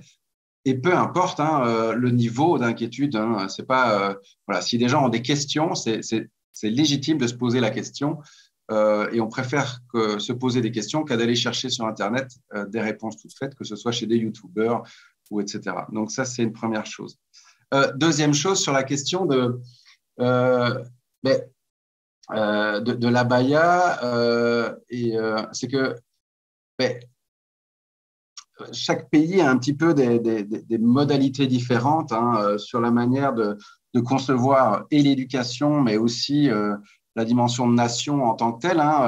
La France, vous avez ce concept de laïcité qui est très propre à la France. En Belgique, on a une conception qui est de la neutralité de l'État. Donc, par rapport à la religion, ça veut dire qu'on a un enseignement qui va être un enseignement d'État, qui peut être catholique, qui peut être islamique, hébraïque, ou même athée. Donc on a des écoles. Les écoles catholiques chez nous sont des écoles de l'État, donc ce ne sont pas des écoles privées. Il n'y a pas véritablement d'écoles privées comme on voit en France. Si ça existe, mais je ne vais pas rentrer dans les détails, c'est très à part.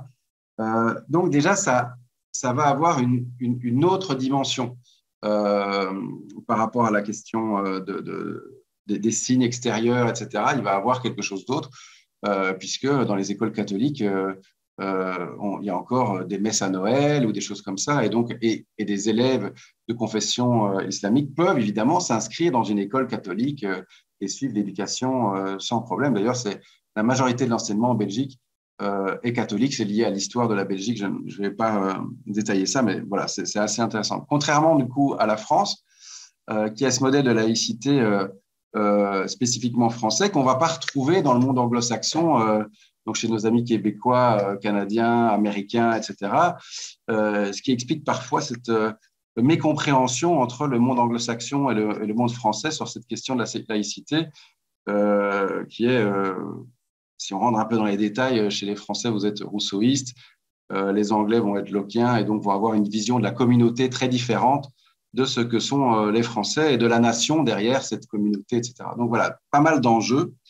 Et pour revenir à la question de l'abaya, très simplement, moi j'ai souvent quand même l'impression que la dimension de la radicalisation en tant que telle va cacher les problèmes de fond que vont avoir certains jeunes par rapport à certaines questions. La question de la baya, on a eu ça au moment en Belgique.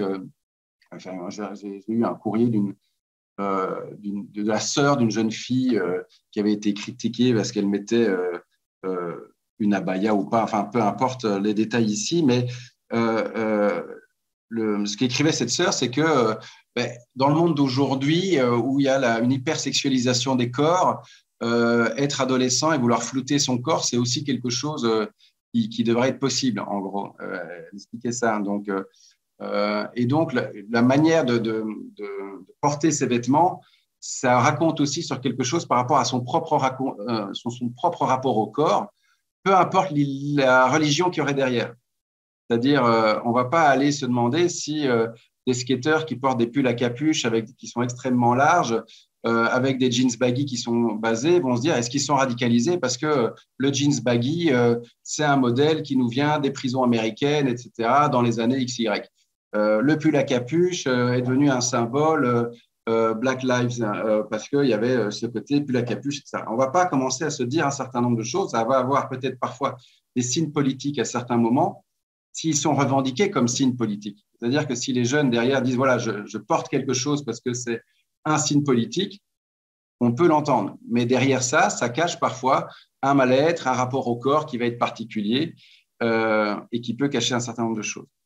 Tout comme, je reviens au départ des équipes mobiles sur la question de « je suis Charlie, je ne suis pas Charlie ». Nous, on a travaillé fort ça dans les établissements scolaires. Ce n'est pas parce qu'un élève dit qu'il est Charlie, qu'il n'est pas Charlie, quand le prof dit « moi, je suis Charlie » et l'élève dit « bah non, moi, je ne suis pas Charlie », ça ne veut pas vraiment dire peut-être qu'il n'est pas Charlie. Ça veut peut-être dire qu'il se pose déjà la question. Ou en tout cas, on est dans un espace qui est l'espace scolaire et ça mériterait de transformer ce point d'interrogation qu'il dit, cette affirmation, ce point d'exclamation, par exemple, ce point d'exclamation en point d'interrogation. Et donc, de se rappeler qu'on est forcément dans le milieu scolaire face à des jeunes qui sont en apprentissage. Ils ne sont pas fixés, ils ne sont pas dans un état aujourd'hui pour les 10-20 prochaines années. Ils vont évoluer, il faut garder une forme d'ouverture d'esprit, il faut travailler ces questions-là. Et donc ça, c'est très important. Deuxième petite chose, c'est que ce qu'on entend beaucoup et dans pas mal de politiques publiques, etc., depuis quelques années maintenant, c'est justement cette dimension, on va développer l'esprit critique. Donc, pour faire de la prévention par rapport à ces discours, par rapport aux youtubeurs, etc., on va développer l'esprit critique. Le problème, c'est que quand on rencontre ces jeunes ou quand on va écouter des vidéos sur YouTube, on pourrait dire que ces personnes-là, elles ont un esprit critique très développé. Elles critiquent énormément la société, elles critiquent certaines idéologies, elles vont développer un certain nombre d'idées nouvelles ou pas nouvelles, peu importe, mais enfin un certain nombre d'idées en tout cas. Et ils vont essayer de dire « soyez critiques ». On est tombé sur une vidéo d'une personne qui disait vraiment aux jeunes « mais développez votre esprit critique », alors qu'il y avait un discours plutôt radical et idéologique sur un certain nombre de points. Et donc, ce n'est pas tant l'esprit critique qu'il faut développer, il faut évidemment le développer, mais c'est plutôt cette dimension qui serait la faculté de jugement, c'est-à-dire d'arriver à juger au final la portée d'une idée, l'intérêt d'une idée, la manière de développer une idée. Et c'est ça qui est particulièrement difficile aujourd'hui, c'est cette faculté de jugement par rapport à un certain nombre de choses. Jérôme le disait tout à l'heure, on est dans une société qui est fortement émotionnelle, avec des temps courts, avec des choses qui se passent très vite. Le jugement, ça demande du temps, ça demande des bases, ça demande des concepts, de maîtriser un certain nombre de concepts, pour ne pas tomber dans des formes de comparaison simples, inefficaces, qui amèneraient effectivement soit de la polarisation, soit de la radicalisation. Du coup, Bruno, j'ai oublié la dernière part sur les nouvelles radicalités, tout à fait. Et oui, voilà, donc du coup, j'en reviens justement à ça. Et donc, mais oui, on a effectivement, nous, c'est un petit peu des nouvelles formes de radicalité, puisque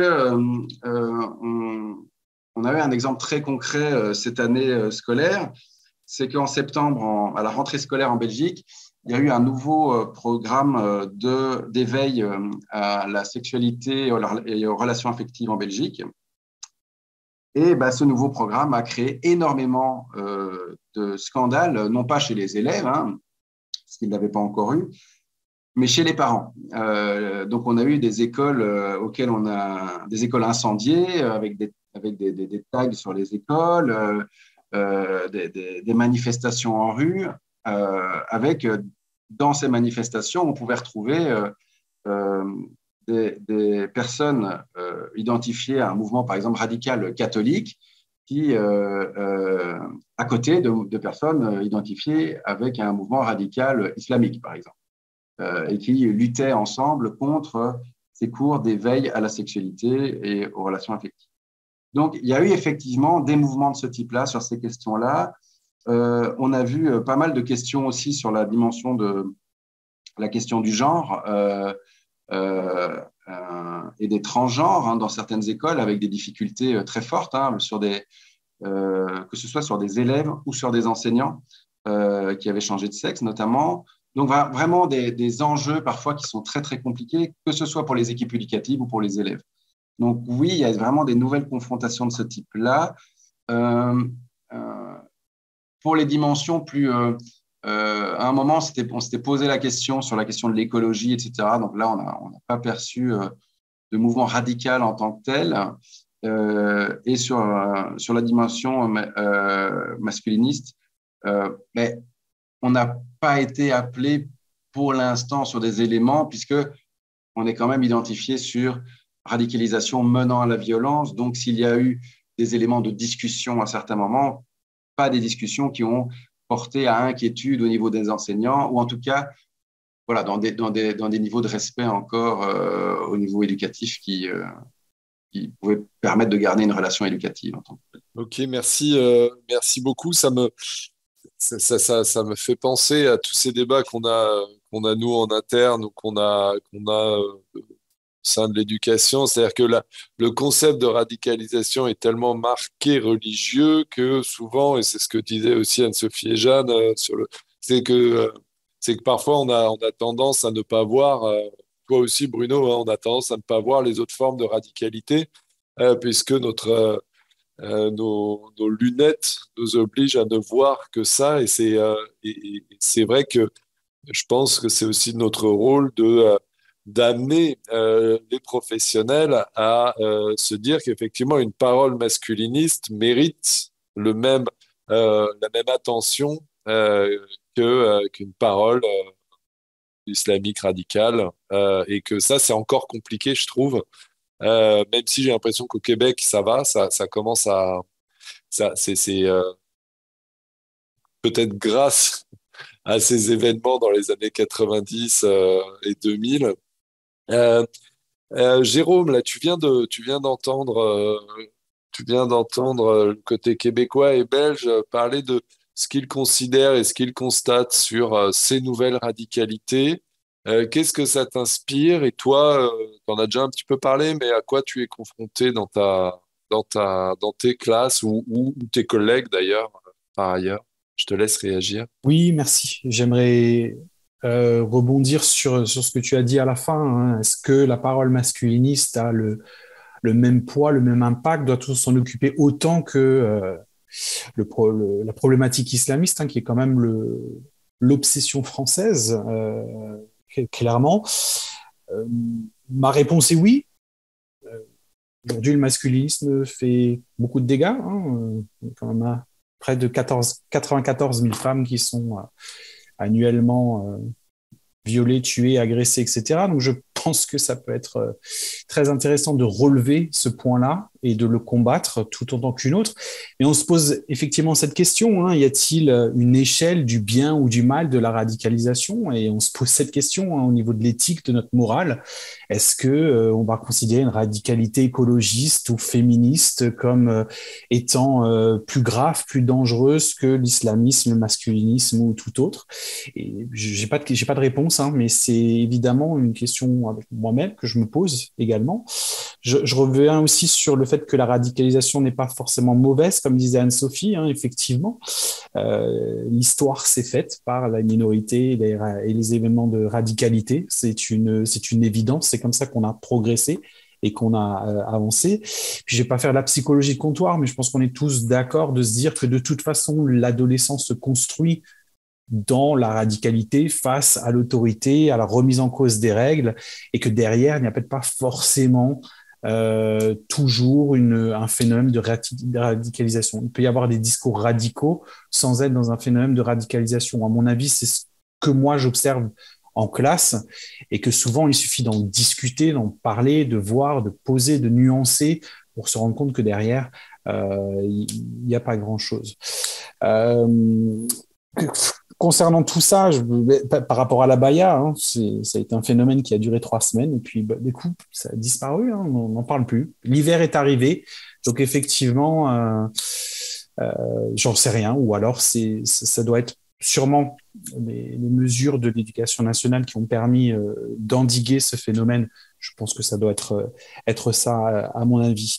Donc, est-ce que c'était beaucoup de bruit pour rien ou pas? Je ne sais pas, je ne prononcerai pas là-dessus. Mais effectivement, on est noyé en France par la radicalisation islamiste, qui est une évidence. Hein, il faut évidemment en prendre en compte. Elle est claire, elle est précise. Il y a des exemples.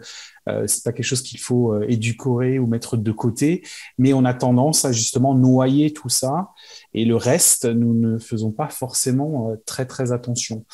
Et en cours, par exemple, j'ai étudié le phénomène Barbie, et effectivement, ça a été intéressant de voir comment les différentes réactions par rapport à ce film qui est dit woke, féministe, qui déteste les hommes, etc., a été vu, connu, entendu par nos élèves, et c'est des points qui sont bien sûr intéressants.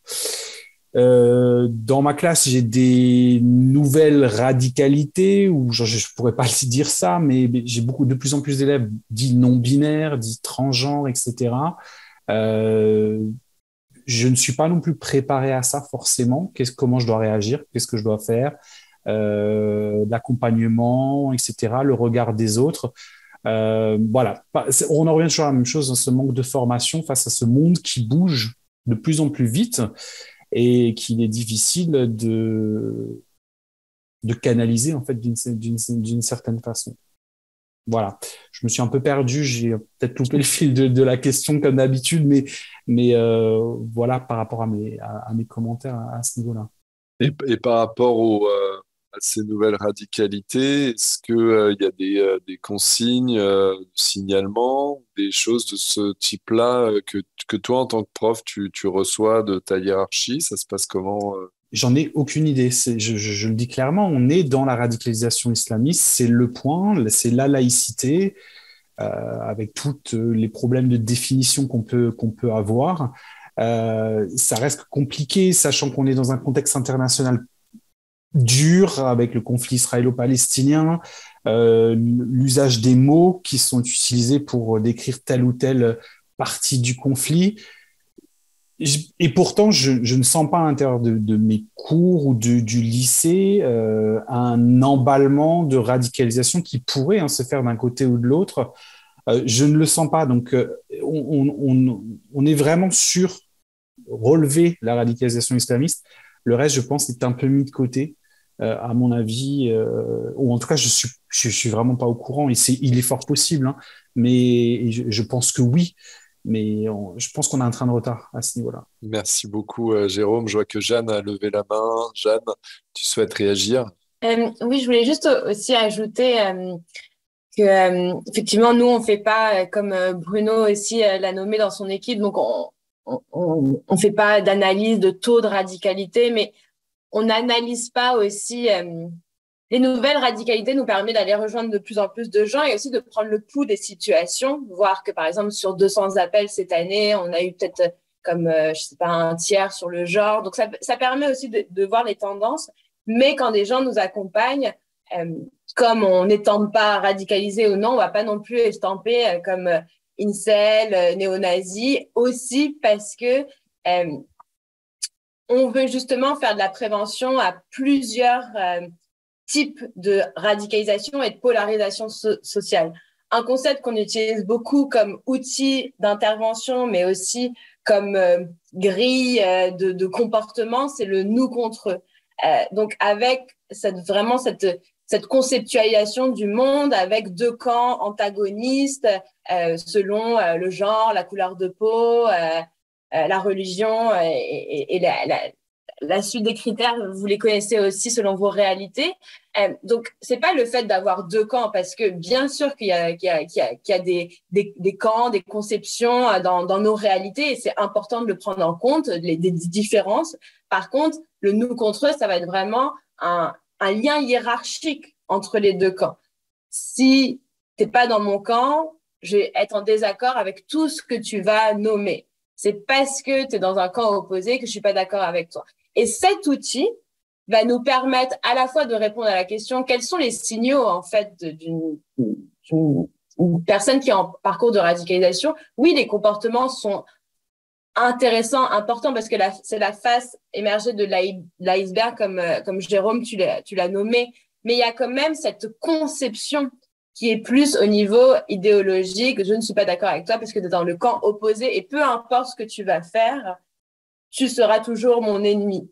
Donc, ça va nous permettre aussi comme outil en classe de faire des ateliers de sensibilisation sur ça, sur l'identité, sur comment nos conceptions d'identité et de naviguer dans le tissu social grâce à ça, mais aussi un outil de comment en fait on repère des comportements. Les comportements, effectivement, les grilles d'analyse de comportements en fonction de code couleur, on le sait, ça ne fonctionne pas. On en a fait les frais en tant que société et on ne veut plus retourner là-dedans. Par contre, la conception et l'idéologie à travers ça, elle peut se manifester par le nous contre eux avec des choses très pratiques, comme vous êtes comme ça, c'est de leur faute. Et je trouve que c'est assez parlant de la part quand on nomme ça aux praticiens. Ils vont tout de suite comprendre, OK, effectivement, moi, dans ma classe, j'ai ça. Alors, encore une fois, c'est pas parce qu'il y a cette conception-là qu'on est forcément dans un parcours de radicalisation. Par contre, ça ne veut pas dire qu'on ne peut pas faire de la prévention sur cet enjeu-là. Donc, nous, c'est vraiment notre manière de pouvoir accompagner les personnes qui nous appellent. Merci Jeanne pour ces précisions. On va aborder, il nous reste un petit quart d'heure, le dernier point. Et puis on va essayer de se garder 2-3 minutes pour voir s'il y a des questions. Là, je vois qu'il y en a une d'ailleurs, et ça me permet, alors merci Sarit pour cette question, ça me permet une transition idéale sur la dernière question. La question de Sarit est: pourriez-vous décrire plus avant l'outil Alvéole? Et j'ai envie de dire, la dernière question, c'est quels outils vous utilisez? Voilà. On va commencer on va continuer avec le Québec peut-être pour accompagner, pour prévenir, pour comprendre ces nouvelles radicalités. Peut-être Anne-Sophie ou Jeanne, je ne sais pas exactement, mais sur Alvéole et peut-être d'autres projets. Sur l'équipe éducation au CPRMV, on utilise Alvéole vraiment pour permettre à différents publics. Alors, pour le cas d'Alvéole, on va plutôt l'utiliser avec des praticiens de la radicalisation. Donc, ça peut être des éducateurs spécialisés, des travailleurs sociaux, des psychologues, des psychoéducateurs ou des partenaires qui travaillent aussi sur cette question à l'étranger. Et donc, Alvéole est un outil qu'on a créé depuis maintenant 6-7 ans, qui est un outil d'analyse d'une situation de radicalisation. Donc, en fait, on vient présenter une étude de cas fictive avec un groupe de participants. Et Alvéole est constitué avec plusieurs cartes alvéoles, en fait, qui ont la forme d'un hexagone et qui vont représenter les sphères d'influence, en fait, qui vont venir jouer sur le parcours de radicalisation. Donc, on va venir regarder qu'est-ce qu'on sait des sphères de vie de l'individu en question. Est-ce que c'est une personne qui évolue, par exemple, dans un club sportif, dans tel ou tel milieu associatif? Est-ce que la personne est scolarisée ou non, etc. On va venir noter les sphères de vie. Ensuite, on va venir regarder avec Alvéole quels sont finalement les facteurs de vulnérabilité. Qu'est-ce qu'on sait de sa vie qui peut être ou qui peuvent être des éléments plus négatifs. Donc, comme je l'ai dit tout à l'heure, hein, c'est selon sur le plan relationnel, personnel, socio-identitaire. Donc ça, on le sait soit parce que on est en contact avec quelqu'un de l'entourage qui va venir nous décrire la personne, sa vie. Ça peut être, comme l'a dit Jeanne, la personne elle-même qui se confie et qui explique quels sont justement en ce moment les points d'ancrage plus négatifs. On va venir regarder aussi avec Alvéole, au contraire, quels sont les acteurs de prévention dans la vie de l'individu. Alors, c'est bien évidemment le CPRMV dans plusieurs cas, mais ça peut être un ami, ça peut être un prof, ça peut être une autre ressource du milieu communautaire, par exemple un éducateur spécialisé, etc. Regarder les facteurs de protection, quels sont les éléments positifs dans la vie de l'individu qu'on peut remettre de l'avant pour contrebalancer justement les facteurs de vulnérabilité qui peuvent en fait constituer des motifs d'adhésion idéologique. Et puis, Alvéole aussi s'intéresse quand même aux manifestations et aux comportements. Les comportements, ils ont lieu principalement dans les sphères de vie. On peut être appelé au CPRMV et quelqu'un va venir décrire une situation qui lui semble préoccupante et va dire à plusieurs reprises, à tel moment et dans tel lieu, la personne a tenu tel ou tel propos ou a fait référence à telle ou telle chose. Donc, Alvéole permet d'avoir une vue d'ensemble de ce qui se passe, en fait, de toutes les forces qui jouent sur l'individu en situation de radicalisation et donc de mieux comprendre la situation, de la comprendre en plus sur le plan individuel. Donc, sur le plan éducatif, ça permet de comprendre c'est quoi le processus de radicalisation et surtout de déconstruire certains préjugés ou certaines préconceptions qu'on pourrait avoir sur ce qu'est une personne radicalisée, qu'on n'est pas nécessairement sur des questions, par exemple, reliées aux religions et principalement, si on prend le contexte français, à l'islam, mais qu'on peut aussi être sur d'autres plans idéologiques, qu'une personne en situation de radicalisation n'est pas nécessairement quelqu'un qui est prêt à tout moment à se faire exploser dans le métro, qu'il y a des phases avant de polarisation, d'extrémisation. Ce n'est pas parce qu'une personne intellectuellement légitime la violence qu'elle va elle-même être actrice d'un acte de violence aussi. Donc, Alvéole précise et rend compte de la complexité du phénomène qu'on traite.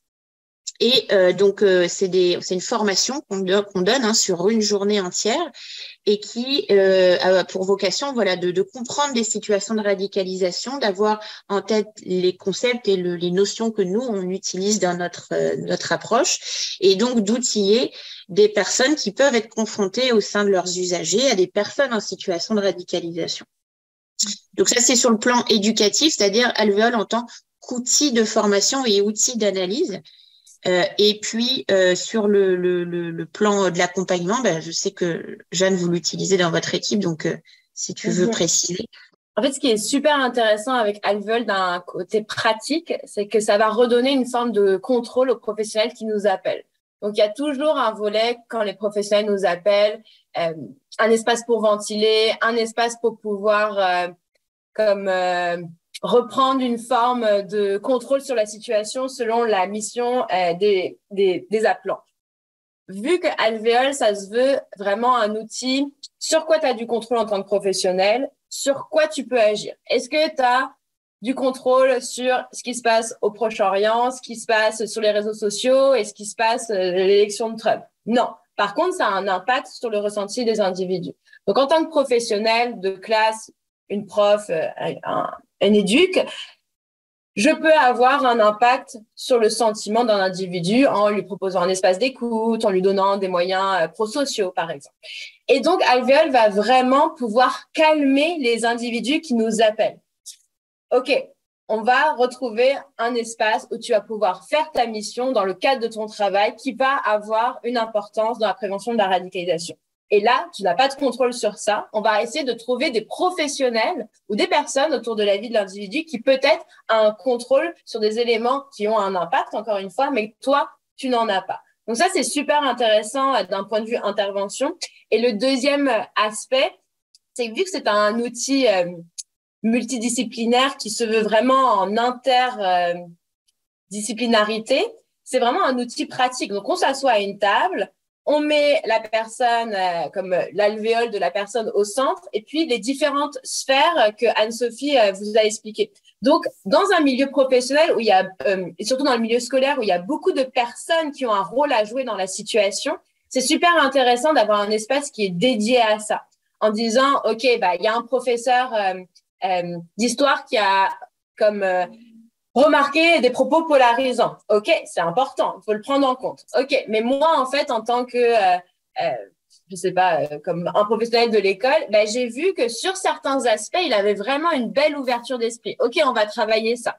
Donc, l'idée, c'est pas de faire de diagnostic, pas de niveau de radicalité, mais surtout sur quels aspects on peut travailler et sur quoi l'école, encore une fois, a du contrôle. Si on n'en a pas, allons chercher des professionnels qui en ont ou des parents. Je vois qu'il y a une question aussi dans le chat c'est quoi les outils pour les parents. Nous, on utilise Alvéole, en fait, avec n'importe quel professionnel qui nous appelle. Donc, dans le milieu scolaire, dans le milieu aussi carcéral, on l'utilise, et aussi pour les proches des personnes qui nous appellent, parce que finalement, la philosophie est la même. Sur quoi on a du contrôle? Quels sont les facteurs de vulnérabilité? Quels sont les facteurs de protection? Quels sont les facteurs géopolitiques sur lesquels tu n'as pas de contrôle, mais qui sont importants à prendre en compte? Donc, c'est vraiment l'approche d'Alvéole. Je me permets juste d'ajouter, puisqu'on est sur les outils, on a Alvéole, et dans le milieu scolaire, le deuxième outil qu'on utilise le plus, c'est les ateliers de sensibilisation via notre guide pédagogique « Et si j'avais tort ».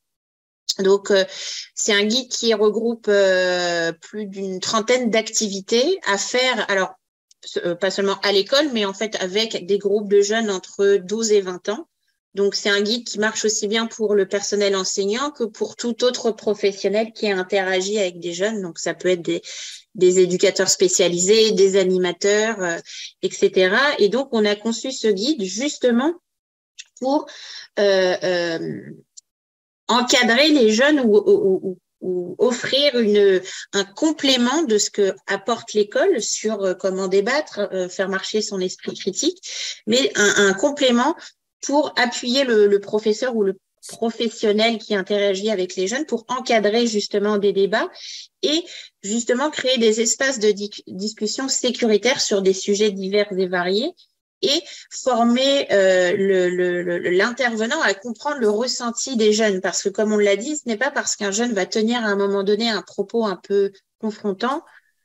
Qu'est-ce qu'il y a derrière? Est-ce que c'est parce que en fait il manque de nuances, parce qu'il manque d'informations? Est-ce que justement il est dans une posture un petit peu de provocation parce que comme tu l'as dit Jérôme, ils sont à une époque où forcément ils sont beaucoup plus enclins à aller à l'encontre de l'autorité. Donc le guide Et si j'avais tort accompagne via des activités les jeunes à se poser des questions sur différents sujets et déconstruire justement des positionnements plus problématiques. Donc en fait, on vient nous parfois donner nous-mêmes les ateliers. On est appelé par les écoles, par les professeurs qui, dans le cadre de leurs cours, veulent ajouter une intervention externe. Donc, on va venir faire des activités autour, par exemple, des actes à caractère haineux, déconstruire les préjugés, apprendre à déconstruire des propos non nuancés, apprendre aux jeunes à interagir avec une population plus diversifiée, avec des personnes qui ne sont pas nécessairement du même avis, qui n'ont pas la même histoire, et aussi former ou accompagner les professeurs dans cette dynamique d'encadrer le débat sans qu'ils se sentent tout seuls ou avoir un peu plus de maîtrise de la situation. Donc, le guide pédagogique, c'est un outil qu'on utilise, nous, en tant que professionnels. On est appelé par les écoles, mais c'est un outil, en fait, qui est le guide utilisé par les professeurs aussi. Ils peuvent se le réapproprier et venir utiliser les activités du guide dans leurs cours ou organiser de concert avec d'autres collègues des différentes activités. Donc, sur le plan scolaire, surtout en ce moment, avec le contexte géopolitique, on a eu un automne, nous, très intense où on a été énormément sollicité par les écoles qui ont eu besoin d'ateliers de sensibilisation parce qu'ils se sentaient démunis face à des réactions d'élèves, des questionnements aussi Tu l'as dit, Jérôme, les professeurs sont experts dans beaucoup de choses, mais c'est normal, pas dans tout. Donc, ils ont besoin aussi de ressources externes pour répondre aux besoins des jeunes et se sentir appuyés pour répondre à certains questionnements. Donc, comme outil, le guide pédagogique est assez fondamental de notre point de vue parce qu'il accompagne le milieu scolaire et puis aussi, il est beaucoup plus proche du ressenti et du besoin des besoins des élèves en leur offrant cet espace-là d'échange et d'écoute. Merci beaucoup, Jeanne et Anne-Sophie, pour ces outils. J'ai été formé à Alvéole et j'ai beaucoup apprécié. Je me suis beaucoup dit en formation que c'est un outil qu'on pourrait utiliser de manière plus générale pour mieux comprendre et, et qualifier une situation au-delà même de la radicalisation, même si effectivement les alvéoles, hein, ces petits hexagones, sont particulièrement pensés pour ces situations-là. C'est vraiment un outil intéressant. On va passer la frontière belge. Bruno, toi, de ton côté, tu nous as un petit peu expliqué les modalités d'intervention de vos équipes mobiles. Est-ce qu'il y a d'autres outils ou des choses auxquelles tu penses qui seraient intéressants pour les Français qui nous écoutent? Du coup, je connais aussi l'outil Alvéole. Enfin, nous, on n'utilise pas l'outil Alvéole puisqu'on a mis en place une méthodologie qui est spécifique sur base de choses qui existaient aussi aux Pays-Bas. Et en fait, quand on regarde, c'est assez similaire au principe de la méthodologie de l'outil Alvéole. Par contre, c'est un peu ce que je disais tout à l'heure, c'est-à-dire on a un peu une tendance comme ça, donc au tout début du phénomène de la prévention de la radicalisation, pas au début du phénomène de radicalisation, mais vraiment ce phénomène dans lequel du coup on est tous issus, je veux dire le SPRMV, les équipes mobiles, pour cette dynamique-là, il y avait vraiment cette question chez les personnes de est-ce qu'il existe un détecteur de radicalisés? C'est vraiment systématiquement ce que les professionnels demandaient. Vous travaillez dans ces questions-là, est-ce qu'il existe, comme si on pouvait aller acheter une petite machine comme un thermomètre qu'on allait mettre sur le front et qu'elle allait nous dire si la personne était radicalisée, oui ou non. Donc, ça n'existe pas. Tout comme on le sait en sciences sociales depuis des années, depuis la naissance des sciences sociales, il n'y a pas une seule méthodologie qui peut fonctionner.